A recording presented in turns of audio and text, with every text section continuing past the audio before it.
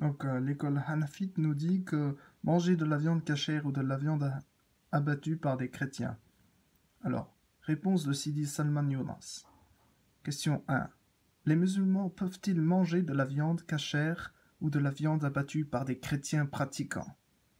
Est-ce que les gens du livre existent aujourd'hui? Comment peut-on distinguer entre les chrétiens qui prétendent suivre le christianisme et qui pourtant boivent de l'alcool et ceux qui ne le sont pas? Bon, réponse. Assalamu alaikum. Je prie pour que vous allez bien.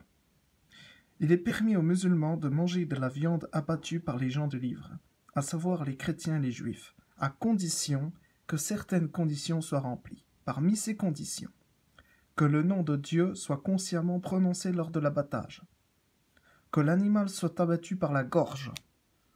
Au moins 3 des 4 principales veines de la gorge doivent être coupées avec un objet pointu comme un couteau. Ibn Abidin Rad al-Mutar, Abu Bakr al-Razi, Turfat al-Muluk. En général, les savants musulmans affirment que la viande cachée remplit les conditions ci-dessus. Dans ces conditions, il est permis de manger ces viandes à condition qu'elles soient certifiées comme étant cachères.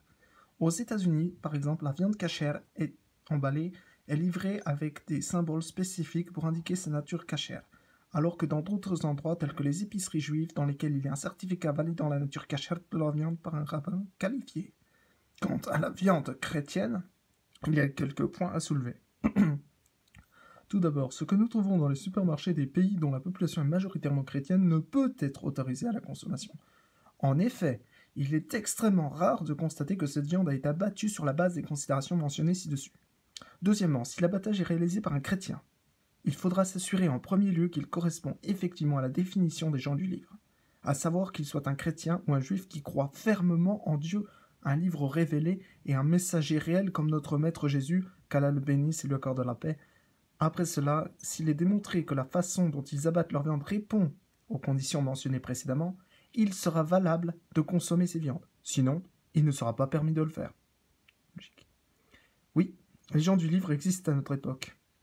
Une personne qui prétend avoir une partie de la foi juive ou chrétienne sera considérée comme une personne des gens du livre, si elle ou croit fermement en Dieu, en un livre révélé et un messager réel. En tant que tel, tout chrétien qui croit fermement en Dieu, en l'Évangile et en Jésus, qu'Allah le bénisse, sera considéré comme faisant partie des gens du livre, indépendamment de leur pratique. Ibn Abidin Rad al... Sorry for my... Yes. Indépendamment de leur pratique, Ibn Abidin Rad al-Mutar.